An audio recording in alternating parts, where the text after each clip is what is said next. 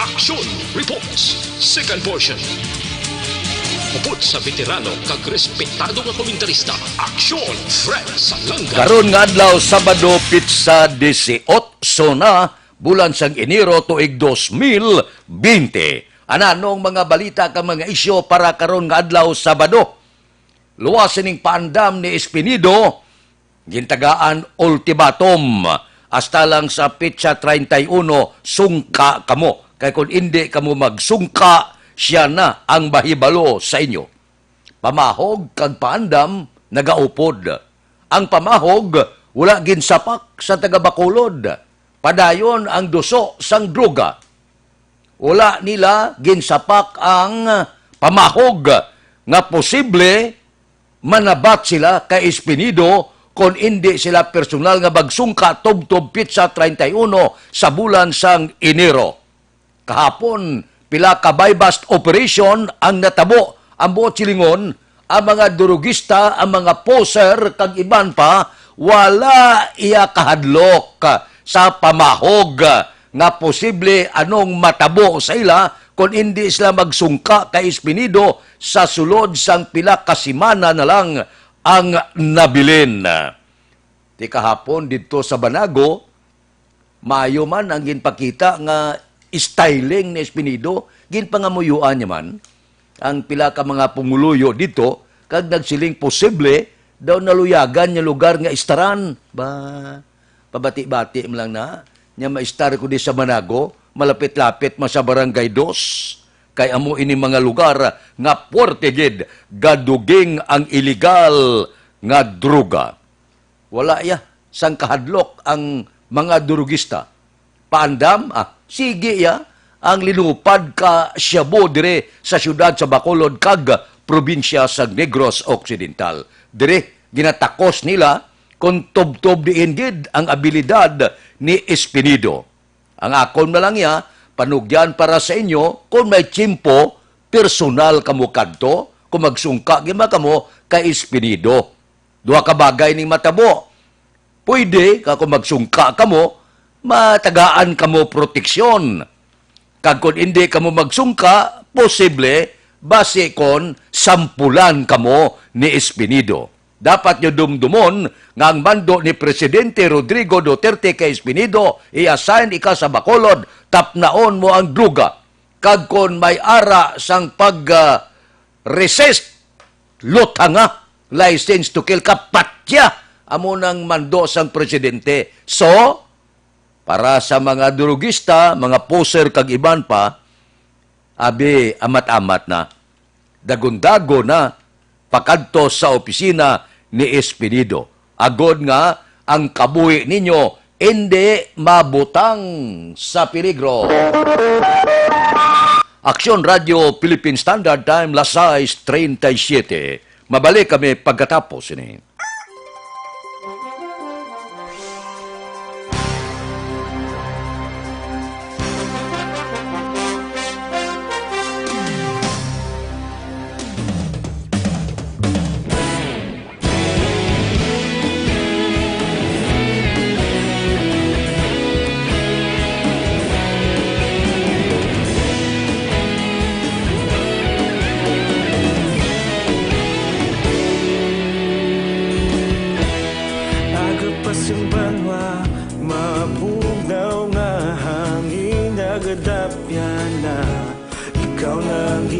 Pamati ang namon ginasandigan. Tingog sang probinsya, kamatuuran ginapalap na. Minsay nga may dala, paglaom kag kasanag. Inuig na nagligan, ikaw gihapon ang ako nga istasyon. Sa pagbudlak sang adlaw, sa pagtuhaw sang biton, mga balita ang dala inspirasyon. Aksyon radyo, Bacolod man sa gihapon. Padayon Aksyon radyo, Bacolod saludo sa imo. Padayon Aksyon radyo, salamat kisa pagserbisyo. Patas ka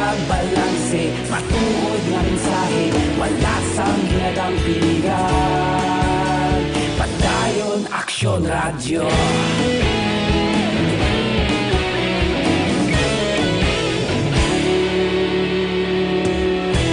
Pagkulong kag negosanon inyong pamatian. Stasyon nga nagapalaplag sang kamaturan. Mabakod nga prinsipyo, reporter handa sa serbisyo. Kahapon, karun kag sa gihapon, kita magapadayon. Tinuig na nagligan, ikaw gihapon ang ako nga istasyon. Sa pagbutlak sang adlaw, sa pagtuhaw sang bituon. Mga balita na may dala inspirasyon. Aksyon radyo, Bacolod man sa gihapon. Madayon Aksyon radyo, Bacolod saludo sa imo. Padayon Aksyon radyo, salamat kit sa pagserbisyo. Patas kag balanse, matuod na mensahe, wala sa ginadampikan. Padayon Aksyon radyo. Una sa balita, una sa aksyon, sa Bacolod Aksyon Radio.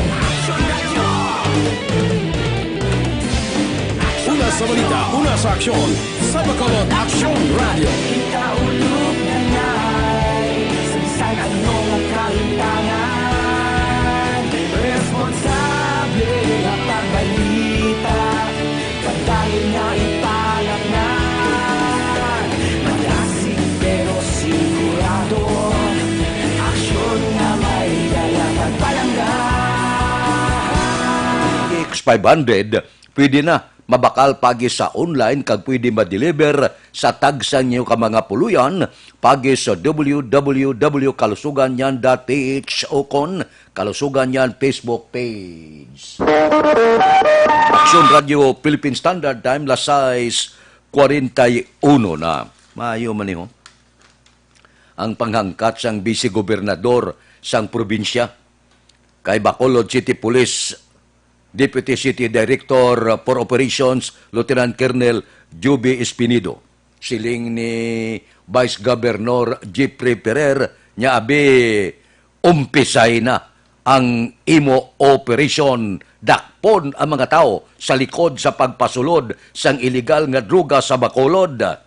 Ambot silingon inindag ko nga mga drug lord, dagko nga mga poser, amo ang dapat dakpon kag maghatag sa nagakaigo nga operasyon kag ipresentar dire sa probinsyari ho si so amo ni siya ang isa sa pinakadako nga drug lord. Total na hinibitan na giman ni Espinido ang grupo sa mga dagko nga mga drug lord dire sa probinsya kag Bacolod. Daw anom ka grupo to, grupo sang Beria, Quadra kag iban pa. Di siling sang vice-gobernador niya abe panakpa na ipakita ng imo abilidad. Amo ning reaksyon sa vice-gobernador sa pahayag ni Espinido nga Siabulay City ang Bacolod. May isa pagid kapanugyan ang vice-gobernador niya dapat ipasiguro sa kapulisan nga may rason pananglitan mapatay ang subject sa illegal drug operations. Amo silingon may nagakaigo nga rason nagbato abe o kon may operation, magamit armas, mabato sa kapulisan, mabutang sa peligro, ang kabuhi, pila ka mga rason, agod nga, may ara nagakaigo gabasiyan ang pagpatay sa mga illegalista. Sa naibalan, may mga reklamo na mga pila naton ka mga autodo, ang mga cause-oriented niya base kon magaduging ang extrajudicial killings dire sa Bacolod kag probinsya sa Negros Occidental. Inapangamuyo ta nga wala lang Ti kahapon gani siling ni Espinido niya nagapasalamat ako nga wala sang patay. Ipangamuyuan niya pa sa Barangay Banago. Ang buot siligon kon madakpan magsungka kag kon magbalik lang sa sabak sa aton gobyerno, posible malawig-lawig pag ila kabuhi. Pero upod man ako sa panawagan siyang vice-gobernador nga aber, now na, subong na. aragkahan na sila. Ang operasyon hindi lang sa gagmay nga mga poser, abi, aragkaha, ang dalagko nga mga isda, mga drug lord, kag dalagko nga mga poser sa diin mga kapitalista nga amo ang nagapaduging sang druga dire sa Bacolod kag probinsya sang Negros Occidental. Kadamo, no? Sa natungtong sa abagan ni Espinido, ang tanan nga obligasyon, man perti katunog sa ngalan niya. Pagsulod niya sa Bacolod, perti dayon, ang uding-uding, amo na ni, amo na to. Posible kamo nga mga durugista, sungka na. Balik na kamo sa sabak sang gobyerno kay basi kon magkalatumba kamo. Amo na pananawan niya sang pumuluyo sa Bacolod kag probinsya sang Negros Occidental. Amot silingon daw ginakahadlukan na si Espinido sa mga durugista. Kung wala kam lang gentano hadlukan mo. So, amo na gina-ekspektar sang pumuluyo sa Bacolod kag probinsya kag gina-ekspektar man sang vice-gobernador sang probinsya. Aber, Espinido, ipakita abilidad. Aber, Siodimao. Aksyon Radio Philippine Standard Time, las 6:45 na. Mabalik kami pagkatapos ini.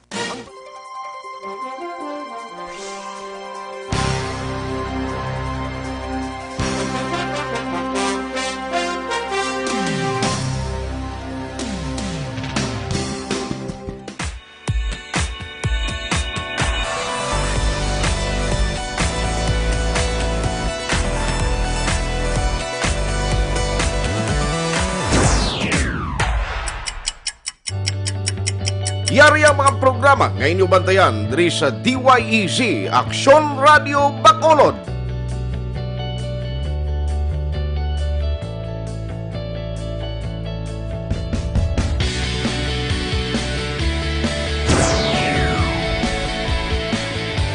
Action Reports, first portion.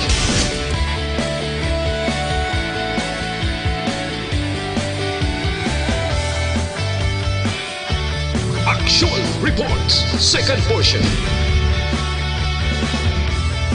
Aksyon Balitang Bayan, numero 1. Aksyon Balitang Bayan, numero 1.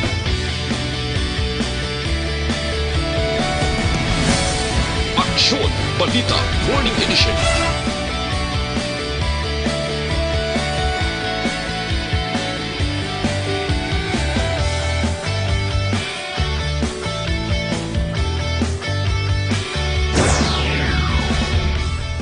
Aksyon Hotline. Aksyon Hotline.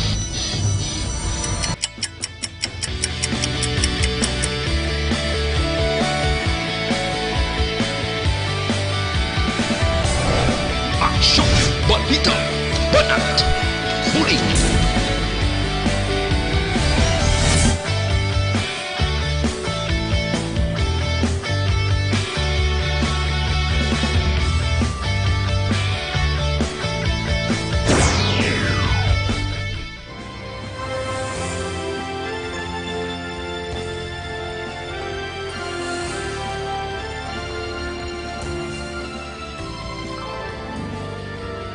Action Reports Afternoon Edition. Action Reports Afternoon Edition.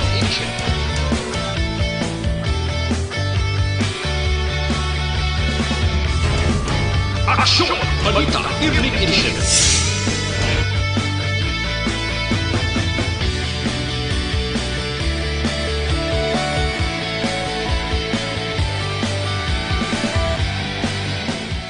Action Firing Line. Action Firing Line.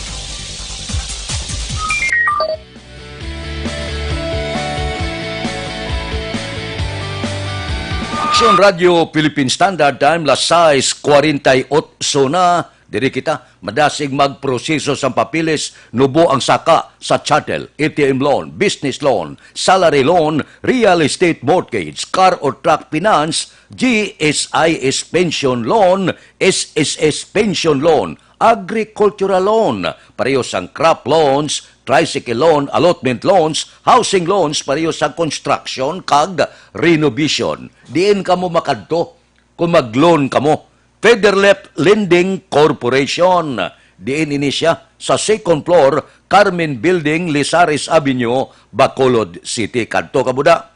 Sigurado, maserbisyuan kamo husto. iplastar sa inyo manubo nga saka kag dasig nga pagproseso sang papilis ninyo. May mga satellite nga opisina sa Door 104XA Esteban Building, Galo Gatoslao Street, Bacolod City. Ining Metropolitan Corporation bala. Sa corner Yongke Guria Street, La Carlota, kag dira sa Talisay, sa Dalan Mabini, Sonpordas A. So kung mag-loan ka now na, nubo ang saka, dasig magproseso sang papilis. Federlep Lending Corporation ang kantuan. Action Radio Philippine Standard Time, las 6:49. Dire kita ho, ang mga balita, nasyonal ka man, lokal ka man, ginapalayag inadire sa Action Radio. Karon nga adlaw, mahatag mata balita sa aktibidad ya sang print broadcast kag telebisyon. Kay karon nga adlaw, karon sa hapon may eleksyones. Ano nga eleksyon ini?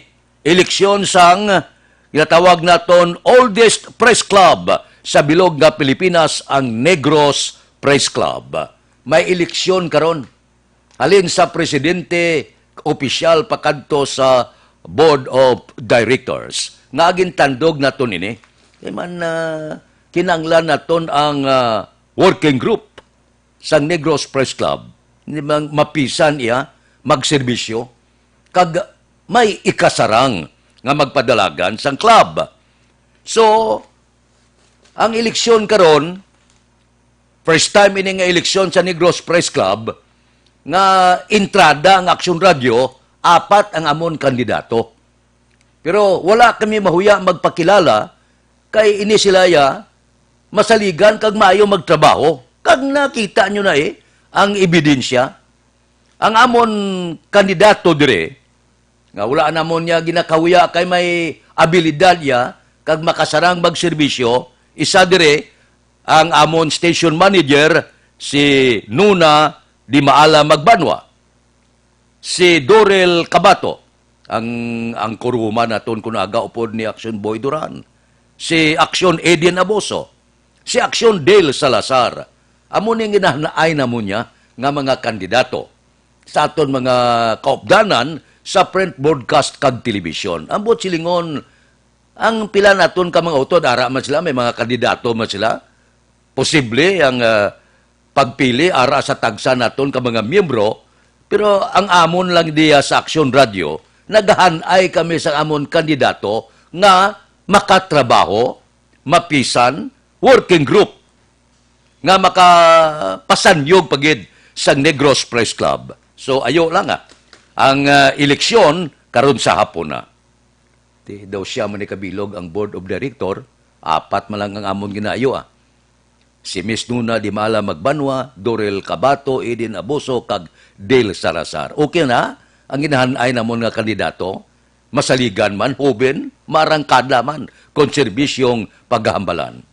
Kung baka serbisyo sa Action Radio, wala rason nga hindi sila magserbisyo sa Negros Press Club. So, good luck sa mga ibang pagid nga mga kandidato sa eleksyon naton sa Negros Press Club. Karon sa hapon, kadto kita, tambong kita, butar kita. Mapakita kita dito. Agon nga makabutar kita husto sang husto nga mga kandidato. Action Dorel, di ba? Amo ni mga kandidata namon. Hubin it guwapa pa. Action Radio Philippine Standard Time, las 6:53 na. Mabalik kami pagkatapos ini.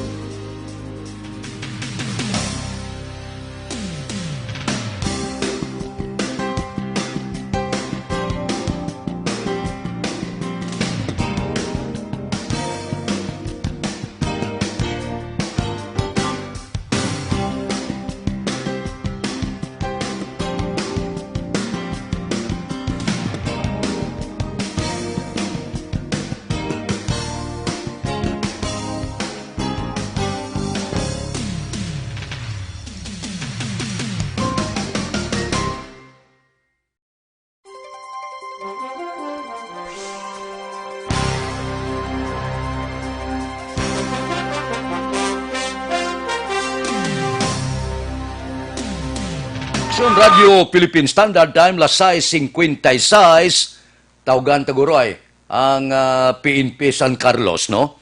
No may raid ko, no? O by bust operation, o ano nga pagkabutang ang nagluntad dito sa siyudad San Carlos. Aber, makuha ta informasyon na.